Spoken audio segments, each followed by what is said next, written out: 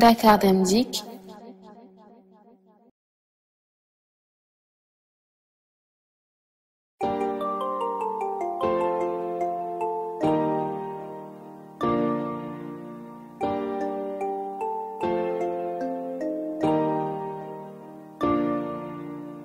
yombal na dem beeg dikk bi ci réew mi waaw waaw. Dakar Dem Dikk. Un service de qualité en toute sécurité askan bi la yitte.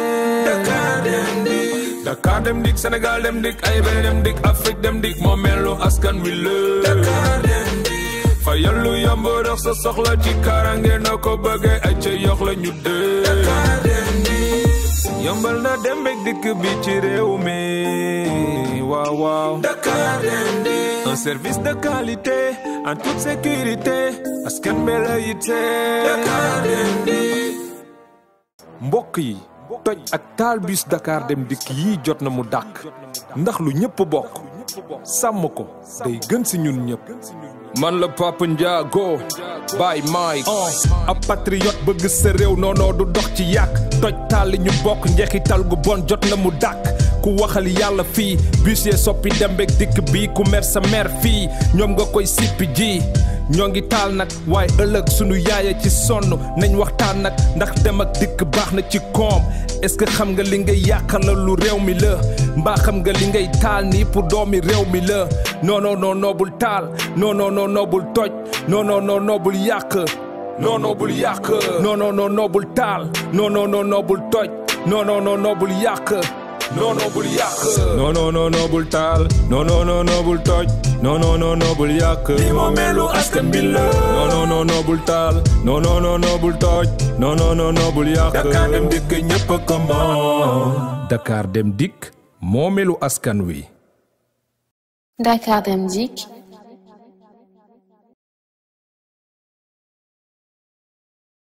Mesdames et messieurs, bonjour et bienvenue sur Dem Dikk TV, votre première télé de transport du Sénégal. Pour cette édition spéciale, nous assistons à la cérémonie de passation de services entre Maître Moussa Diop, directeur général sortant, et son successeur, Monsieur Oumar Boun Khattab Sylla, ce mardi 15 septembre 2020. Nous vous remercions tous d'être venus couvrir cette cérémonie de passation de services entre le DG sortant que je suis de Dakar Dem Dikk et le nouveau DG, M. Sylla. Je tenais à préciser qu'après quand même 6 années d'une mission qui est arrivée à son terme, le 2 septembre dernier, je tenais à féliciter, à remercier le chef de l'État, le président de la République. Parce que ça fait 6 ans que cette confiance a été renouvelée. J'ai l'habitude de dire que j'étais lié par un contrat à durée hebdomadaire, renouvelable par tacite reconduction, basé sur la confiance de celui que le peuple sénégalais a mis ici, à savoir le président de la République. Cette mission arrivée à terme, aujourd'hui, c'est un plaisir de passer le témoin à un frère, à un ami. Nous nous connaissons avant cette décision pour poursuivre cette mission dans l'intérêt du peuple sénégalais, parce que nous avons une mission de service public et cette mission de service public nous amenait à être au service du public. Dakar Dem Dikk, c'est une société qui a toujours été au service du public. Aujourd'hui, M. Sylla, ici présent, je ne peux que lui souhaiter tout le succès dans sa mission. Parce qu'il doit poursuivre, doit encore innover, il a sa touche personnelle à apporter. C'est vraiment lui souhaiter la bienvenue, mais lui souhaiter plein succès pour le futur. Je tenais également à remercier toute la communauté de Dakar Dem Dikk, avec qui j'ai passé 6 bonnes années, faisant presque de moi le doyen des DG. Et ça, c'est un honneur d'avoir été choisi par le chef de l'État pendant 6 bonnes années, parmi 15 millions de Sénégalais. Et je n'étais pas le plus méritant. Et Dieu a fait que ça fait 6 années que ça a duré. ça arrivait à son terme. Mais mes collaborateurs, du haut en bas, ou bien du bas vers le haut, avec qui j'ai travaillé pendant 6 ans, c'est une équipe. Tout ce que nous avons fait, s'il y a un bilan à tirer, c'est le bilan de tous les collaborateurs et je tiens à les remercier pour ce compagnonnage professionnel qui a conduit à des résultats qui seront à parfaire par celui qui est là à ma droite, M. Sylla. Je salue également le peuple sénégalais. Je sais, je vois, on voit. Mais c'est comme ça la vie. Hein. Dès qu'il y a entrée, il y aura sortie. Celui qui ne sort pas d'une chambre, c'est parce qu'il n'y est pas entré. Donc, vraiment, merci à tous. Bienvenue, mon cher frère. Et merci aussi à la communauté Dakar Dem Dik, au peuple sénégalais, pour qui nous étions là également. Et Dem Dik jeex na waaye yàlla jeexul. Après Dem Dik. Loolu laa la wax Dem Dik jeex na waaye yàlla jeexul. Je préfère me dire. Dans quel état vous avez laissé la boîte? Ah ça, je pense que c'est une affaire qui se gère, c'est la passation. Nous l'avons traité là-haut. Je pense qu'il y a des choses qui ne sont pas sur la place publique. On a travaillé, on a fait ce qu'on a pu. J'ai l'habitude de dire, vous pouvez me réécouter, on a fait ce qu'on a pu, mais ça ne veut pas dire que tout est parfait. Ça, il faut le dire. L'imperfection est humaine. Donc, on a fait beaucoup de choses, mais je dis, il y a des choses à parfaire. Je l'ai dit tout de suite. Et je pense que mon ami et frère Sylla sait le faire. Je ne dis pas saura le faire, sait le faire. Et voilà, c'est ça qui est le plus important. La maison a quitté Dakar Dem Dik, urbain, et maintenant dans l'interurbain, dans l'international, les navettes aéroports, et même l'interconnexion entre les régions. Ça, c'est ça aussi qu'il faut retenir. Et puis, ce qu'on pourra retenir également, vous savez, Dakar Dem Dik, c'est une maison sociale. C'est une maison sociale. Je fais beaucoup de social et au service du Gorgorlou. Les conditions dans lesquelles fonctionne la société, tout le monde les connaît. Je pense tout simplement que 6 bonnes années sans grève, sans préavis, dans une maison où c'est un Iran-Irak.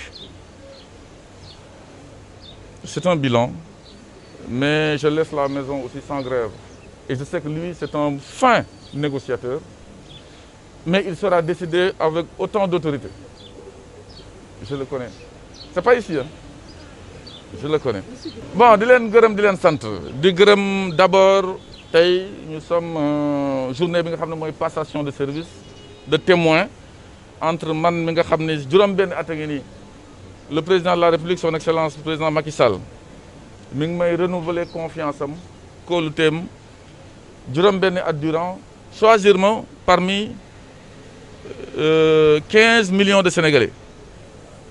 De ma figure, on n'est que le plus méritant. Mais confiance bobu moi jox damay koy remercier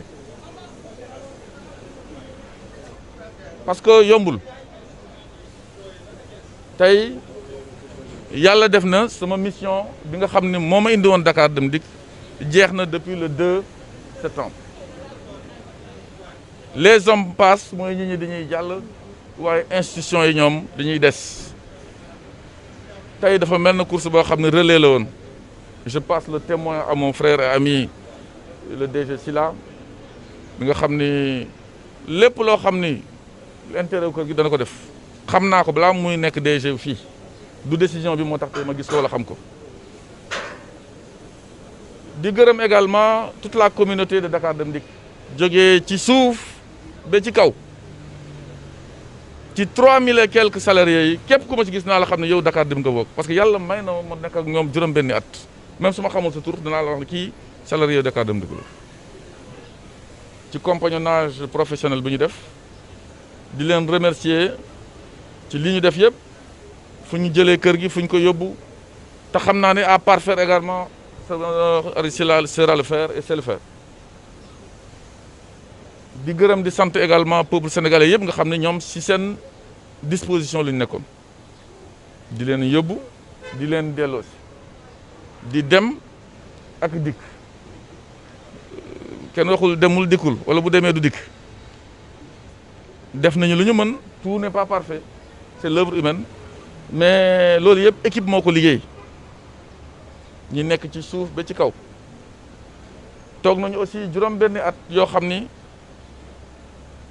amul bés bu ñu jógee arrêté réseau bi ndax grève wala perturbation. avancé yi def nañ lu ñu mën, mais je pense que mon frère Sylla fera le nécessaire pour parfaire tout ce qui n'a pas été le cas. donc daal ci gàttal sa bilan daal yow sa kii kontaan nga ci. Pardon? ma ne ci gàttal bilan bi nga xam ne def nga ko ci kontaan nga ci juróom-benn at yi nga xam ne yaa nekk ci boppu Dakar Dem Dikk. xam nga man j'ai pas la langue de bois. Je suis satisfait de ce que j'ai fait. Très honoré. moo tax maa ngi remercier le peuple sénégalais ba mu déggee mesure bi seen réaction parce que ñoom li ñu koy defal ñoom ñoo koy sentir donc maa ngi leen di gërëm di leen sant ñoom ñëpp ci peuple sénégalais et je suis très fier de li ma def ba léegi. Nous souhaitons un bon vent à Maître Moussa Diop et la bienvenue à Monsieur Oumar Boun Khattab Sylla, le nouveau directeur général de Dakar Dem Dikk. Alors je voudrais d'abord remercier son Excellence le Président de la République qui a porté son choix sur mon humble personne pour prendre les rênes de la société Dakar Dem Dikk. Je voudrais quand même lui exprimer toute ma gratitude pour cette marque de confiance. Je voudrais aussi très respectueusement m'incliner devant la mémoire de mes pères et mères qui ont tout donné pour moi et qui n'ont jamais eu la chance de goûter à quoi que ce soit provenant de ma personne. Je salue leur courage, leur exemplarité par rapport à l'éducation qu'ils m'ont donnée et la voie sur laquelle ils m'ont inscrit. Je m'incline très respectueusement devant leur mémoire. Je salue aussi la mémoire de toutes les connaissances, amis, parents, collègues disparus. Alors, comme vous venez de le constater, nous venons de procéder à la passation de service entre mon frère et ami Maître Moussa Diop et moi-même. C'est une procédure administrative qu'il faut satisfaire en pareille circonstance. Je voudrais vraiment le remercier pour ces gentils et généreux mots prononcés à mon égard, à mon endroit. Il a raison. Notre connaissance d'abord ne date pas d'aujourd'hui. C'est dans le cadre de nos missions étatiques que nous nous sommes connus. Moi, qualité directeur, qualité conseiller technique et conseiller juridique au ministère des Infrastructures. Et lui en tant que directeur général de Dakar Dem Dikk. Nous avons développé des relations fraternelles, amicales et cordiales au sein de la coordination ministérielle, au sein des comités de pilotage et au sein des conseils d'administration. Je voudrais lui souhaiter plein succès dans ses missions futures. Alors, naturellement, le bilan, c'est celui qui part, mais pas pour celui qui vient d'arriver. Je voudrais rapidement rappeler l'importance stratégique de la société qui est Dakar Dem Dikk, qui joue un rôle très significatif dans la mobilité ici à Dakar et, comme il a si bien dit, à l'intérieur du pays et même au-delà maintenant avec Afrique Dem Dikk. La stratégie sera de voir comment traduire la vision de son Excellence, Monsieur le Président de la République, par rapport à cette entreprise stratégique qui est Dakar Dem Dikk. Traduire sa vision pour une meilleure mobilité ici à Dakar et à l'intérieur du pays. Cette vision, nous l'appliquerons avec les services de la société en déclinant une stratégie qui nous permettra de voir comment assurer de meilleures conditions de transport, d'abord aux Dakarois ensuite à l'intérieur du pays et à l'échelle continentale. Donc nous promettons, si besoin se fait sentir, de revenir vers la presse et de décliner cette vision du président que nous chargerons, dont nous sommes chargés de l'exécution. Donc c'est l'orientation de l'État du Sénégal que nous sommes venus appliquer, mais je relève déjà une volonté manifeste de consolider les acquis et de les améliorer.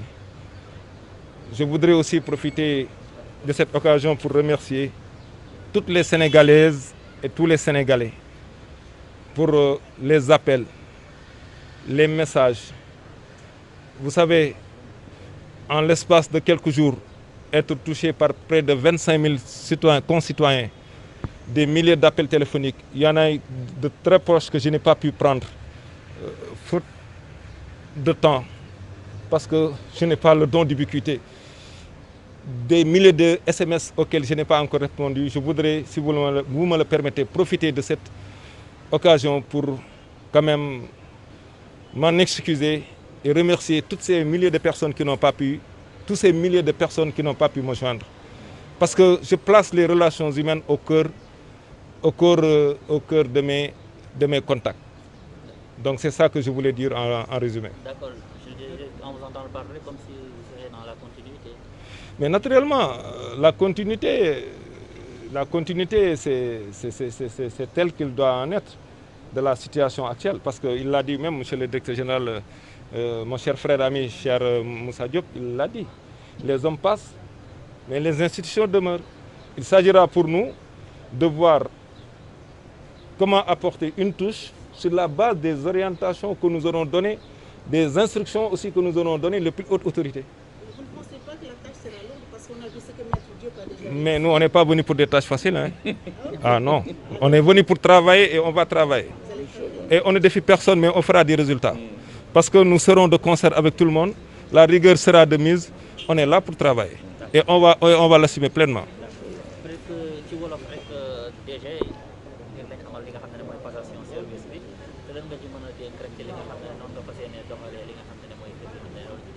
waaw li ñuy njëkkee rek mooy di sant njiiti réew mi ci kóolute gi mu am ci suñu jëmm yi pour ñu mën a doxal kër gi di gën a doxal kër gi di Dakar Dem Dikk ndax comme ni ko maître Moussa Diop suñu frère suñu xarit waxee léegi suñ la tànnee ci ay millions sénégalais yoo xam ne gënoo leen mënoo leen rawoo leen da ngay dem ak humilité da ngay dem ak dal mais nag ragal n'est pas sénégalais.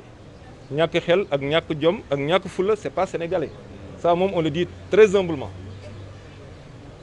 alors président moo ñu tànn wóoluñu sant ñu mission boobu incha allah fas nañ ko ci doxal ginnaaw bañ ko gërëmee ci kóolute gi di ñaanal nag sunu frère maître Moussa Diop moom wax na ko léegi sunu xame du tey xame bi nag li ñu dajale woon te kon ni di ñu dajale mooy liggéeyal réew mi ñu xamante ministère des infrastructures am ay relations yu rafet yu correct yu cordial di seq coordination ministérielle di seq ay conseil d'administration di seq ay comité de pilotage lu mel ne TRB ak BRT bi yëpp dañ ci daje di joxe ay avis yoo xam ne ce sont des avis juridiques ak des avis vraiment de manager suñu relation mës a rafet ndeysaan moom sax daf ma ko wax ne ma bi ma yëgee ne yaa ma remplacé dama am na giif gu mu def ci man moo ma ko wax ndax xam naa la xam naa ban genre nga sunu frère nga vous êtes un homme correct et vous êtes un travailleur ñu koy ñaan mu ñaanal ñu ak képp ku baax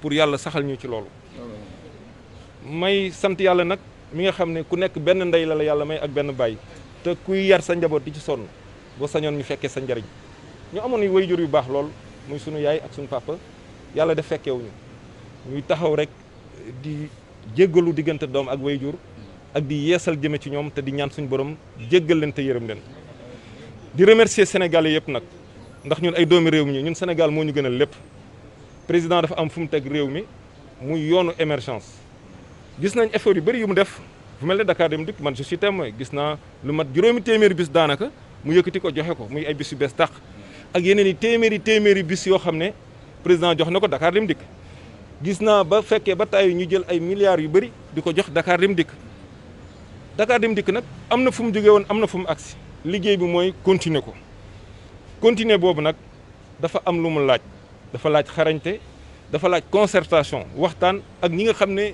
ñoo ŋànk kër gi ci fànn yëpp nag muy direction yi di personnel bi di syndicat yi ñun dañoo ñëw pour yokk olof nee na ku yokkul yaa wàññi xam nañ liñ fi fekk am wala boog am na luñ ci xam te it am na fu ñu bëgg a dem foofu ñu bëgg a dem nag kuy gunge doo jiitu c'est le président de la République qui définit la politique de la nation moo am sa vision traduire ko ñun vision boobu danañ dellu ci moom mu gën ñu ko leeralal en toute humilité ñu déglu ko lu mu ñu ci sant ñu def ko lu mu ñu ci tere ñu bàyyi ko lépp lu mu ñu laaj suñu xalaat it danañ ko ci wax lay dëgg ndax dëgg du ñett du ñaar benn la dëgg moom lu fu ko waay jëlee da nga ko ca delloo dëgg accepté wul mélange orientation yooyu aussi danañ ko recueillir auprès des plus hautes autorités yi nga xam ne moom yabal nañu fa te ñu am ndigal ci doxal ko ñuy profité rek di def un appel à toute la famille de Dakar Dem Dikk pour ñu nekk benn ñu liggéey ndax nag waxtu liggéey la ñu nekk. Juste après sa passation du service, le directeur général, M. Oumar Boun Khattab Silla, a eu à s'entretenir avec le comité directeur de Dakar Dem Dikk. Veuillons suivre ensemble cet entretien. Je pense qu'il nous appartient aussi, ce patrimoine qui nous appartient, il nous appartient aussi de l'améliorer. Je pense que nous aurons l'occasion de développer beaucoup de choses. Je veux voir en vous tous, s'il vous plaît, de francs et entiers collaborateurs qui feront bouger les choses. Un jour peut-être, nous pourrons même le rappeler et l'honorer pour le bon travail qu'il a commencé. La perfection n'est pas de ce monde. Voyez ce qui ne va pas. Ce qui marche ne m'intéresse pas. C'est ce qui ne marche pas qui m'intéresse. Et rapidement.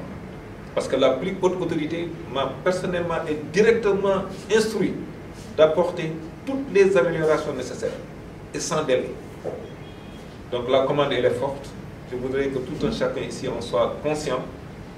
Je resterai très ouvert. Je resterai très ouvert et très disposé aussi à travailler, à écouter, mais aussi à faire prévaloir ce qu'il faut quand ce sera nécessaire. C'est un peu codé, mais comprenez et tentez de décoder vous-même. Je n'ai pas peur des décisions. Je suis très humain. Un enfant peut me conduire dans un puits s'il me respecte. Je n'évoque pas trop ma profession. Quelqu'un est condamné à mort, il faut l'exécuter, je n'hésite pas un tiers. Je l'exécute et j'avance. Je le fais dans l'intérêt parce que rendre la justice, c'est la rendre au nom du peuple. Et cette mission que nous faisons aussi, c'est une mission au nom du peuple. Nous devons améliorer les choses.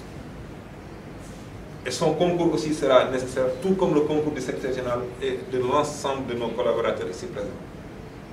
Vous avez fait du temps ici, vous comprenez les rouages, vous comprenez ce qu'il faut apporter.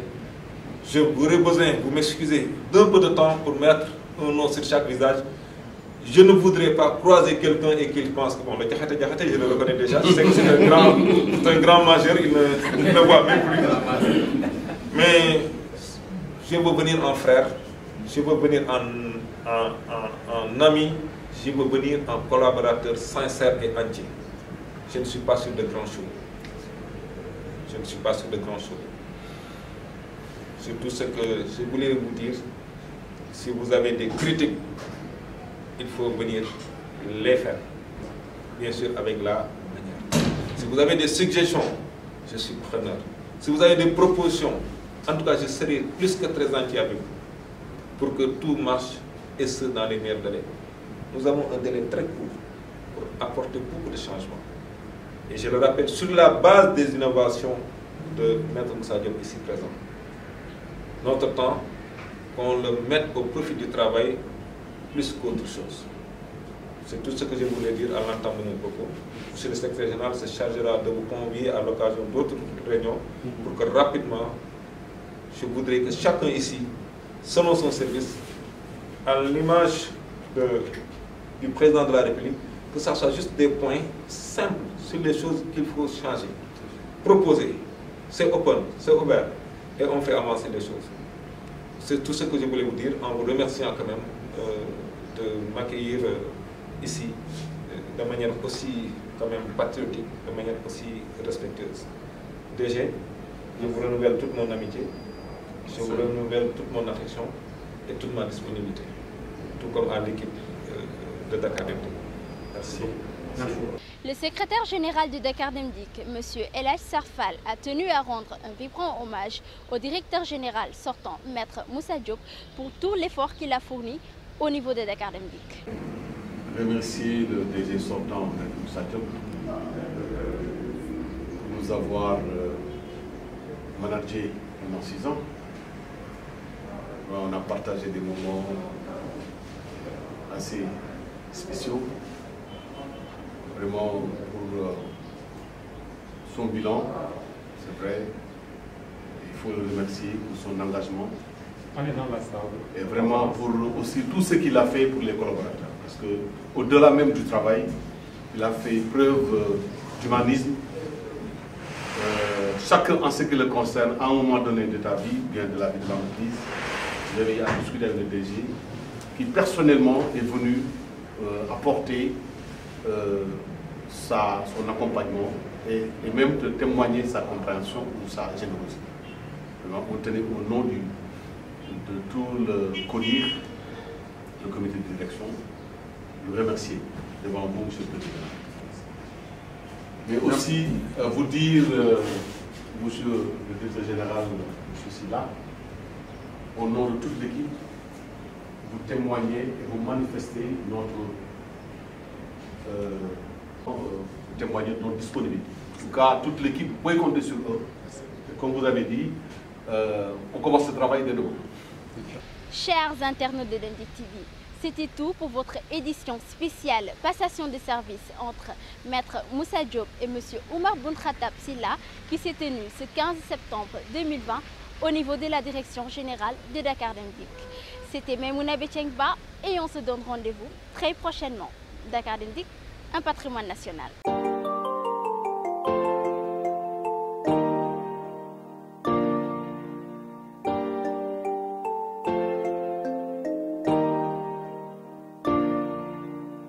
yombal na dem beeg dikk bi ci réew mi waaw waaw Dakar Dem Dik un service de qualité en toute sécurité askan bi la yitte Dakar Dem Dik Dakar Dem Dik Sénégal Dem Dik AIBD Dem Dik Afrique Dem Dik moo melu askan wi la Dakar Dem Dik fa yallu yomb dox sa soxla ci karange na ko bëgge ay ca yox la ñu dee Dakar Dem Dik yombal na dem beeg dikk bi ci réew mi waaw waaw Dakar Dem Dik un service de qualité en toute sécurité askan bi la yitte Dakar Dem Dik mbokk yi toj ak taal bus Dakar Dem Dik yi jot na mu dàkk ndax lu ñëpp bokk sàmm ko day gën si ñun ñëpp man la Papa Ndiago Baye Mike ab patriote bëgg sa réew noonoo du dox ci yàq toj taal li ñu bokk njeexital gu bon jot na mu dàkk ku waxal yàlla fii bus yee soppi Dem beeg dikk bi ku mer sa mer fii